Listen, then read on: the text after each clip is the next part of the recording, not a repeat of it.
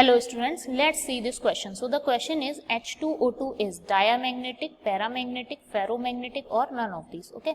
So first of all की concept की अगर हम बात करें तो आपको बेसिक जो नॉलेज है H2O2 के बारे में वो होना चाहिए. तो अगर हम इसके नाम की बात करें तो H2O2 को हम बोलते हैं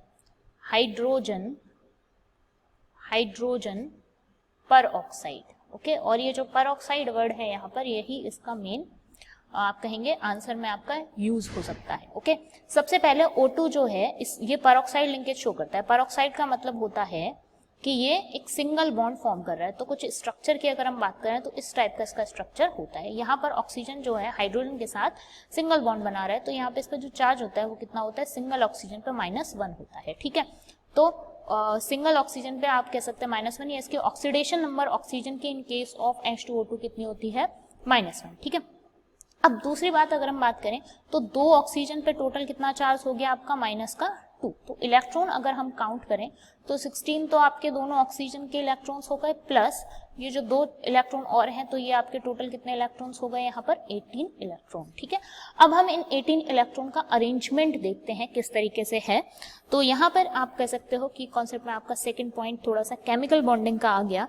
तो वहां पर हमने देखा था कि किस तरीके से sigma 1s, sigma anti bonding और सिग्मा स्टार 1s भी कह सकते हैं एंटी बॉन्डिंग. ठीक है, तो इसमें हम 2 इलेक्ट्रॉन फिल करते हैं, इसमें 2 इलेक्ट्रॉन. उसके बाद आता है आपका सिग्मा 2s2, दैट मीन्स फिर से एक नॉन बॉन्डिंग या आप कहेंगे बॉन्डिंग, और फिर उसके बाद सिग्मा स्टार एंटी बॉन्डिंग. तो यहाँ पर हमने 2 इलेक्ट्रॉन फिल करने हैं. नेक्स्ट इसके बाद आपका आता है सिग्मा 2px. ठीक है, इसमें आपके दो इलेक्ट्रॉन, राइट. उसके बाद आता है आपका पाई 2px, इसमें 2 इलेक्ट्रॉन, और ये दोनों आपका पाई 2px पाई 2py इस तरीके से होते हैं, तो यहाँ पर 2 इलेक्ट्रॉन. आफ्टर दैट आपका आता है anti bonding pi star 2px, then anti bonding pi star 2py, and then count कर लेते हैं इलेक्ट्रॉन्स. तो यहाँ पे आपका 2 इलेक्ट्रॉन्स यहाँ आ चुके हैं, 2 इलेक्ट्रॉन्स यहाँ आ चुके हैं, 2 इलेक्ट्रॉन यहाँ, 2 यहाँ, देन अगेन यहाँ पे पहले हम अनपेयर्ड फिल करते हैं एंड देन पेयर करते हैं. ओके, तो 2 to 4 to 6 8 10 12 13 14 and then 15 16 and 17 18, right. That means here there are also 2 electrons. So basically आप देख रहे हैं कि ये सारे ही इलेक्ट्रॉन्स कैसे हैं, पेयर्ड हैं.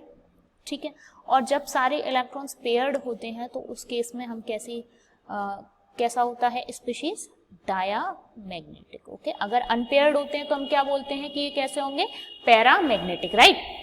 तो यहाँ पे सारे इलेक्ट्रॉन्स पेयर्ड हैं तो ये कैसा हो जाएगा, डायामैग्नेटिक. ओके, और अनपेयर्ड होते हैं तो कैसा हो जाता है, पैरामैग्नेटिक. फेरोमैग्नेटिक में भी हमें अनपेयर्ड मिलते हैं, बट यहाँ पर आता है कि ज्यादा है या कम है, या मैग्नेटिक फील्ड के रेस्पेक्ट में हम बोलते हैं फेरोमैग्नेटिक ज्यादा अट्रैक्ट होते हैं मैग्नेटिक फील्ड की तरफ, जबकि पैरामैग्नेटिक भी अनपेयर्ड हैं. ये दोनों ही अनपेयर्ड हैं, बट जो फेरोमैग्नेटिक हैं वो ज्यादा अट्रैक्ट होते हैं मैग्नेटिक फील्ड की तरफ, जबकि पैरा वाले थोड़े कम होते हैं. ठीक है, ये वीकली अट्रैक्टेड होते हैं. डायमैग्नेटिक बिल्कुल अट्रैक्ट नहीं होते मैग्नेटिक फील्ड की तरफ. तो 2 तरीके से आप बोल सकते हो. यहाँ पर जो हम कॉन्सेप्ट देखेंगे वो मेनली आपका थोड़ा सा केमिकल बॉन्डिंग वाला इलेक्ट्रॉन्स के बेसिस पे हमने देखा.